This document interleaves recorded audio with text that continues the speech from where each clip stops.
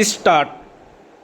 महोदय, जब देश स्वतंत्र हुआ तो उस समय देश में अनाज की कमी थी तथा हमें अपने देशवासियों का पेट भरने के लिए गेहूं का आयात भी करना पड़ता था। खाद्यान्नों की इस कमी को दूर करने के लिए देश में हरित क्रांति लाई गई। फलस्वरूप भारत खाद्यान्न उत्पादन में न केवल आत्मनिर्भर हो गया बल्कि अब विभिन्न कृषि उपजों को निर्यात करने की स्थिति में भी है। इस दिशा में पंजाब ने सर्वाधिक योगदान दिया।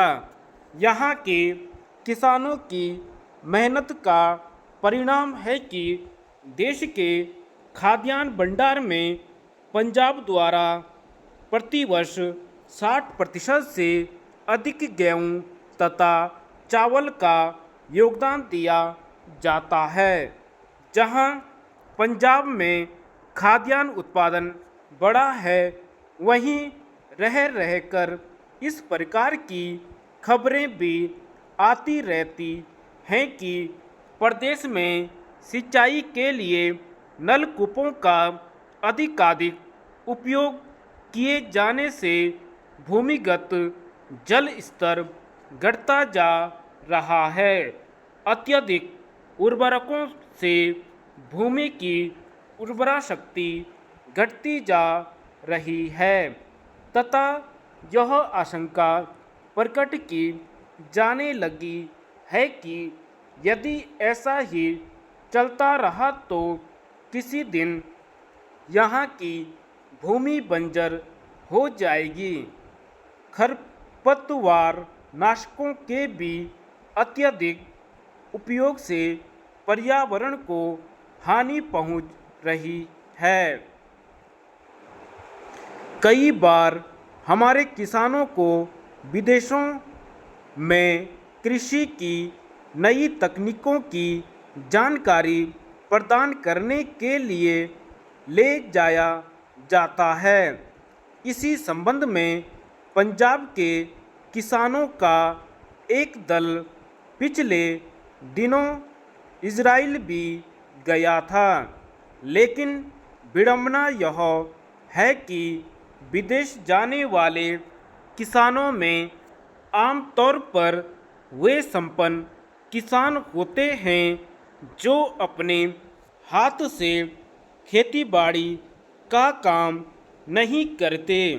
उनका इस प्रकार की विदेश यात्राओं पर जाना एक प्रकार से सैर सपाटे की तरह ही होता है। वे वहाँ जाकर जो कुछ भी देखकर आते हैं उसका देश की कृषि के विकास से अधिक उपयोग नहीं हो पाता है।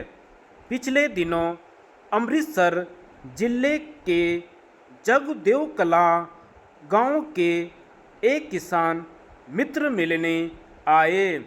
उन्होंने बताया कि कुछ दिनों पूर्व कृषि विश्वविद्यालय के कुछ विशेषज्ञों को उन्होंने अपने गांवों में आमंत्रित किया तथा एक विचार गोष्ठी की, जिसमें उन्होंने आसपास के ग्रामीण क्षेत्र के किसानों के बच्चों तथा किसानों को भाग लेने के लिए बुलाया ताकि उनको उर्वरक, कीटनाशक तथा अन्य फसलों के बारे में नवीनतम जानकारी प्रदान की जा सके।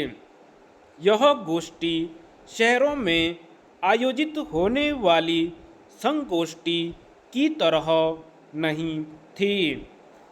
धन्यवाद।